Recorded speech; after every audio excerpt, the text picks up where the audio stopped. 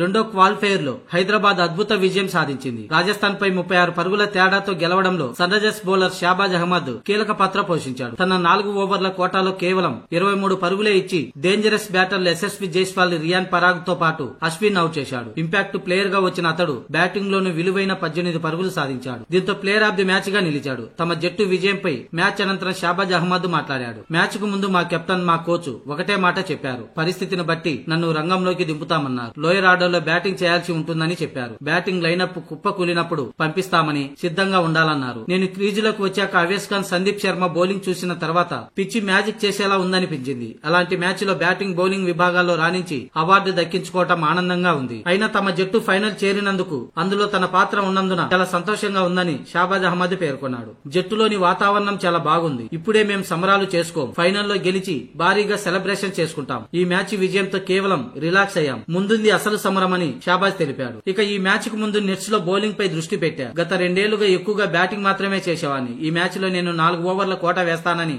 అసలు అనుకోలేదు. అయినా కీలక సమయంలో నా ప్రదర్శన ఇప్పుడు చాలా సంతోషాన్ని ఇచ్చిందని, టైటిల్ కు మరొక అడుగు దూరంలో నిలిచామని, అదొక్కటి సాధిస్తే ఇంకా చాలా సంతోషంగా ఉంటుందని షాబాజ్ తెలిపాడు.